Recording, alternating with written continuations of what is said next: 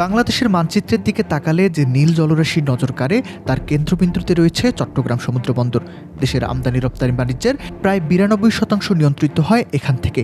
সম্প্রতি বন্দরটি তার অপারেশনাল ইতিহাসে এমন এক রেকর্ড গড়েছে যা দক্ষিণ এশিয়ার যে কোনো বন্দরের জন্য ঈর্ষণীয়।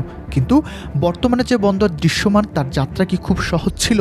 কিভাবে ব্রিটিশদের সেই কাঠের জেটি আজ বিশ্বের অন্যতম ব্যস্ততম টার্মিনালে পরিণত হলো?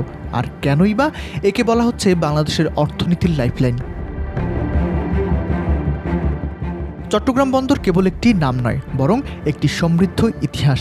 পর্তুগিজ আমল থেকেই এই বন্দরের গুরুত্ব ছিল বিশ্বব্যাপী স্বীকৃত।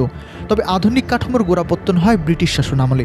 1887 সালে পোর্ট কমিশনার্স অ্যাক্ট প্রণয়ন করার পর 1888 সালের 25 এপ্রিল আনুষ্ঠানিকভাবে যাত্রা শুরু করে এই বন্দর।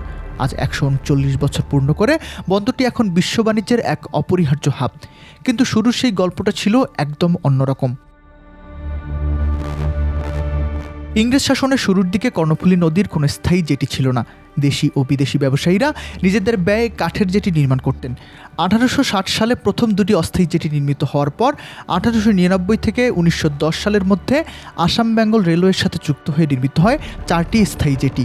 1926 সালে এটি ব্রিটিশ ভারতের মেজর পোর্ট বা প্রধান বন্দরের স্বীকৃতি পায়। পাকিস্তান আমলে যা পোর্ট ট্রাস্ট হিসেবে পরিচিত ছিল, স্বাধীনতার পর 1976 সালে তাই চট্টগ্রাম বন্দর কর্তৃপক্ষ হিসেবে নতুন রূপ পায়। ইতিহাসের পথ পেরিয়ে বর্তমানে এই বন্দর এক আধুনিক পাওয়ার হাউস। গত 30 এপ্রিল বন্দরটি তার অপারেশনাল ইতিহাসে এক অনন্য মাইলফলকে স্পর্শ করেছে। নিউমোরিং কন্টেইনার টার্মিনাল বা এনসিটিতে মাত্র 24 ঘন্টায় 5709টি ইউজ কন্টেইনার হ্যান্ডেলিং করে নিজেদের আগের সব রেকর্ড ভেঙে দিয়েছে কর্তৃপক্ষ। এর আগে 11 এপ্রিল 5484টি ইউজ হ্যান্ডেলিংয়ের রেকর্ড ছিল। মাত্র 20 দিনের ব্যবধানে এই রেকর্ড ভাঙা প্রমাণ করে চট্টগ্রাম বন্দর এখন আগের চেয়ে অনেক বেশি গতিশীল। শুধু এনসিটি নয়, একই দিনে বন্দরের সবগুলো টার্মিনাল মিলে মোট 10,162টি ইউজ কন্টেইনার হ্যান্ডেলিং করার কৃতিত্ব দেখিয়েছে বন্দর শ্রমিকরা। প্রখর রোদ আর প্রতিকূল আবহাওয়া উপেক্ষা করে যেভাবে অপারেশনাল কার্যক্রম চলছে তা দেখে মুগ্ধ সংশ্লিষ্টরা। বন্দর সচিব সৈয়দ রেফায়েত হামিম বলছেন, এই সাফল্য কেবল সংখ্যার নয়, এটি দেশের অর্থনৈতিক চাকাকে সচল রাখার এক বড় গ্যারান্টি। এটি আন্তর্জাতিক নৌপথে বাংলাদেশের অবস্থানকে আরও সুদৃঢ় করবে।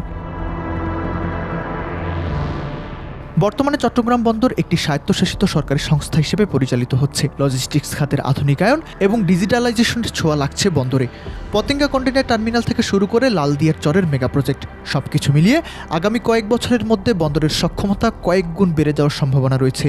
ভূরাজনৈতিক বিবেচনায় ভারত, নেপাল ও ভুটানের ট্রানজিট সুবিধাও এই বন্দরকে এক অনন্য উচ্চতায় নিয়ে যাচ্ছে। তবে 139 বছরের এই পথ চলায় চ্যালেঞ্জও কম নয়।